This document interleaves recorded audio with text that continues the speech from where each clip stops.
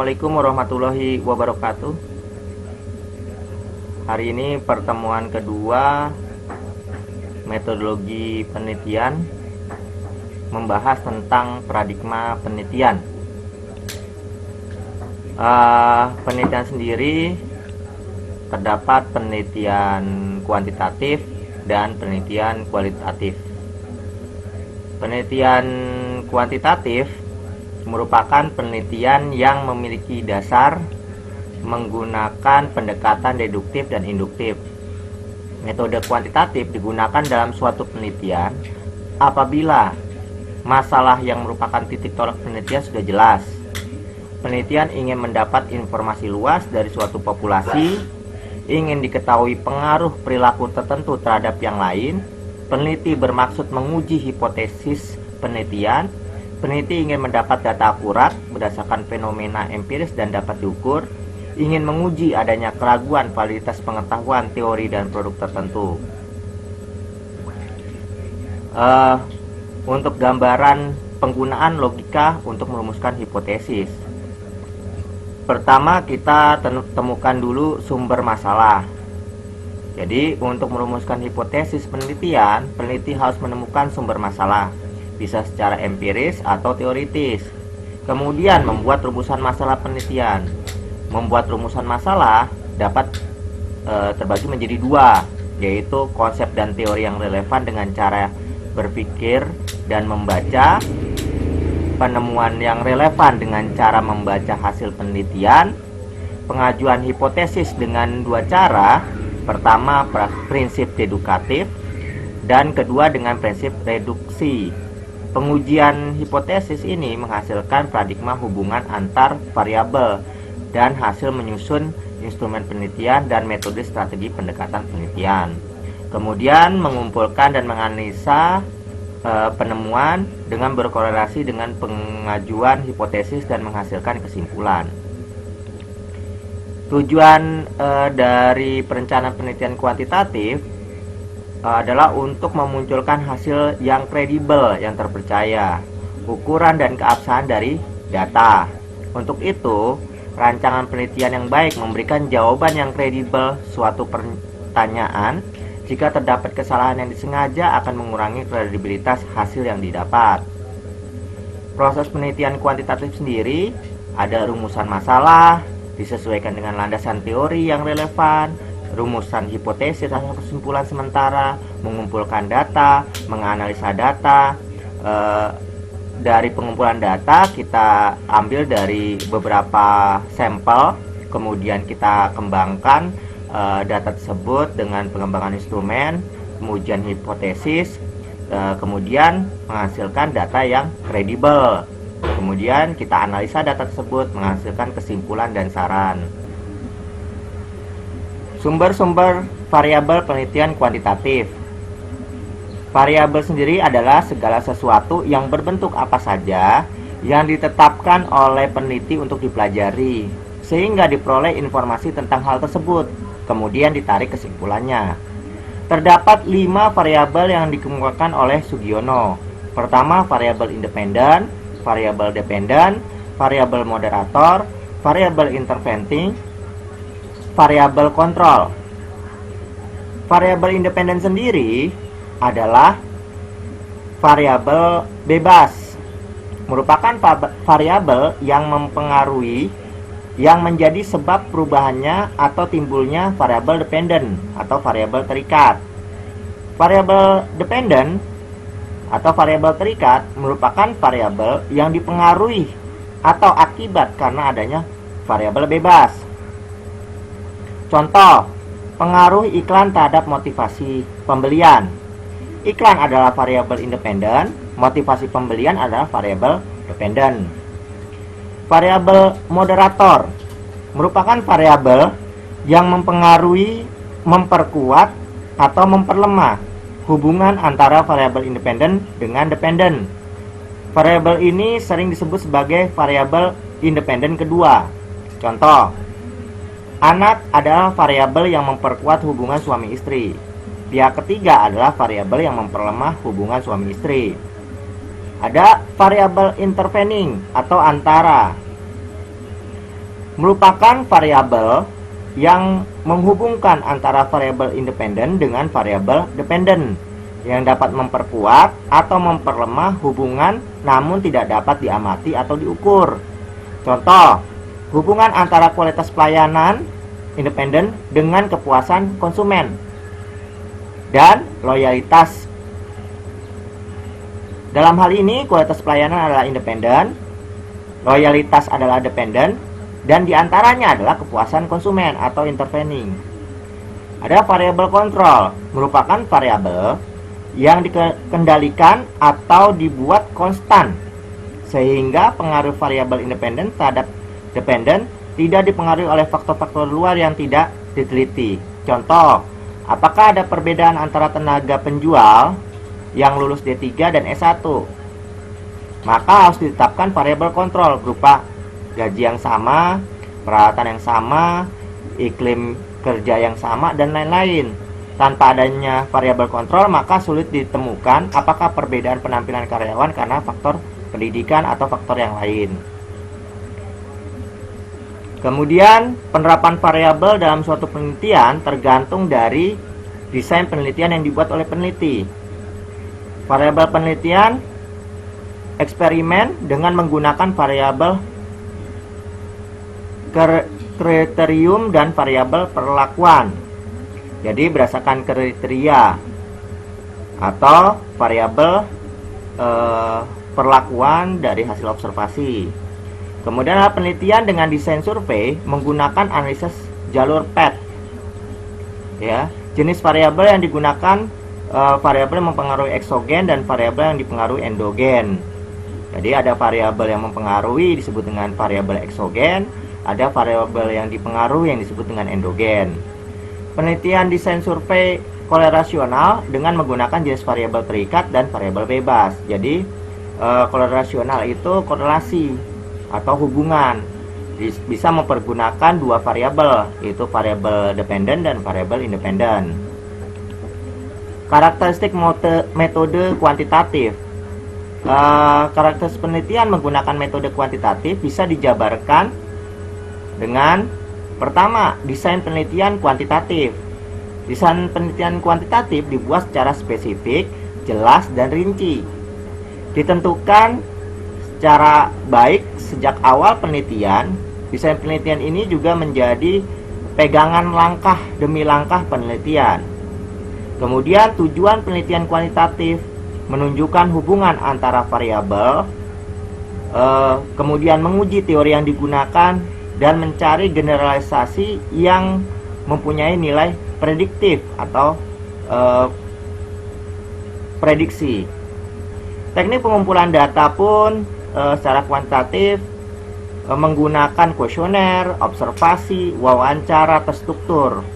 Wawancara, ada wawancara terstruktur, ada wawancara tidak terstruktur. Kalau wawancara terstruktur itu wawancara yang memang sudah disiapkan draft pertanyaan.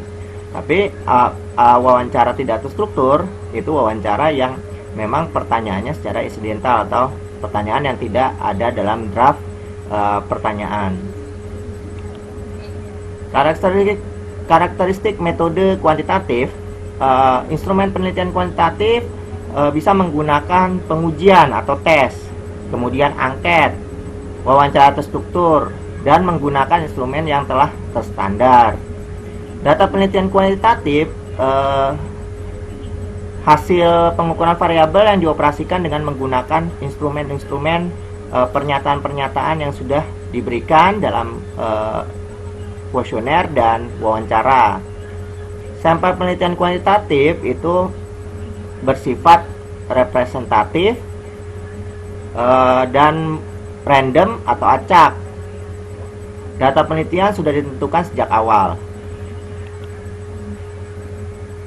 Analisis penelitian kuantitatif dilaksanakan setelah pengumpulan semua data. Analisis yang dilakukan bersifat deduktif, menggunakan statistik untuk melakukan pengujian hipotesis. Hubungan dengan responden dibuat secara berjarak, bahkan sering tanpa kontak, supaya lebih objektif. Pernyataan-pernyataan yang dikemukakan oleh responden lebih objektif. jadi tidak dipengaruhi oleh responden lainnya. Dalam hal penelitian, kedudukan penelitian lebih tinggi daripada responden. Jangka pendek penelitian dan hipotesis dapat dibuktikan. Usulan desain penelitian kuantitatif harus luas dan rinci. Literatur yang berhubungan dengan masalah penelitian menjadi pegangan. Langkah-langkah prosedur yang spesifik dan rinci. Masalah dirumuskan secara spesifik. Begitu juga hipotesis dirumuskan secara jelas. Uraian desain ditulis secara rinci dan jelas sebelum terjun ke lapangan. Penelitian dianggap selesai setelah semua kegiatan yang direncanakan dapat diselesaikan. Hasil penelitian menunjukkan tingkat kepercayaan terhadap hasil penelitian dengan melakukan pengujian validasi dan reliabilitas instrumen. Validasi sendiri adalah akurat, tepat, dan sesuai. Sedangkan reliabilitas itu terpercaya. Jadi pernyataan-pernyataan yang dilontarkan lewat kuesioner dan pernyataan dalam draft wawancara itu harus relevan. Pernyataannya harus relevan sehingga menghasilkan data-data yang valid dan reliable. Respondennya pun harus yang terpercaya supaya menghasilkan data yang valid dan reliable. Kemudian setelah penelitian kuantitatif ada penelitian kualitatif. Penelitian kualitatif bersifat deskriptif, cenderung menggunakan analisa dengan pendekatan induktif. Proses dan makna lebih ditonjolkan. Ciri penelitian kualitatif tersusun dalam bentuk narasi yang bersifat kreatif dan mendalam dan penuh nilai otentik. Penelitian kualitatif berupa kata-kata tertulis atau lisan dari orang dan perilaku yang dapat diamati. Penelitian kualitatif dihadirkan oleh peneliti cenderung tidak jelas, kompleks, dan dinamis, kemudian bersifat sementara. Penelitian kualitatif ini berkembang dan bisa berganti setelah penelitian tersebut berada di lapangan.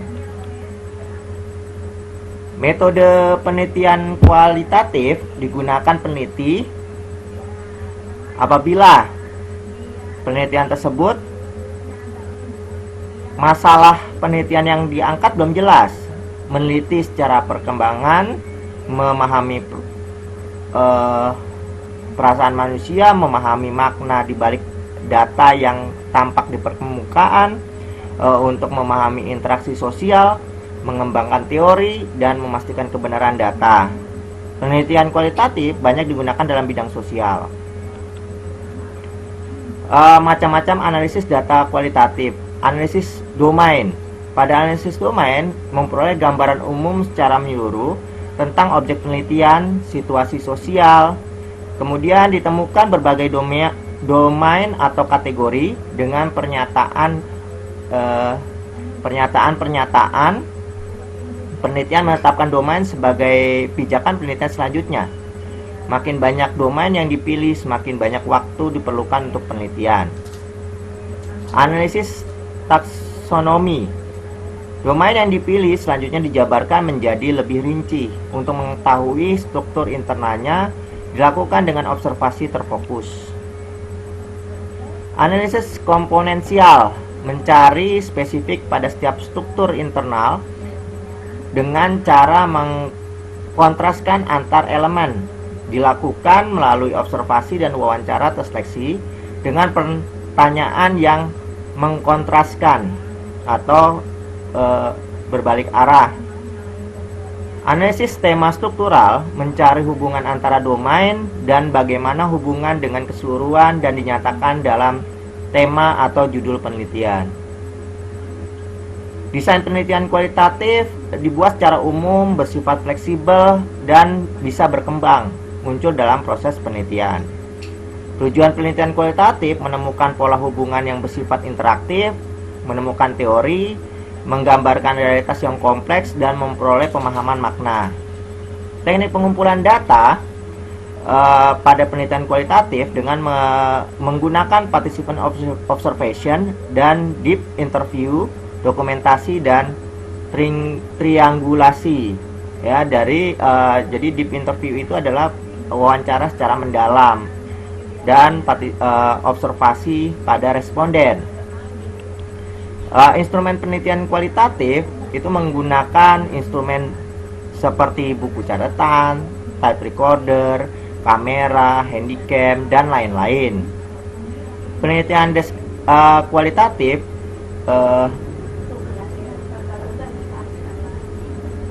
data yang diambil bisa dari dokumen pribadi, catatan lapangan, ucapan dan tindakan responden, dokumen, dan lain-lain. Sampel penelitian kualitatif sendiri bersifat kecil dan tidak representatif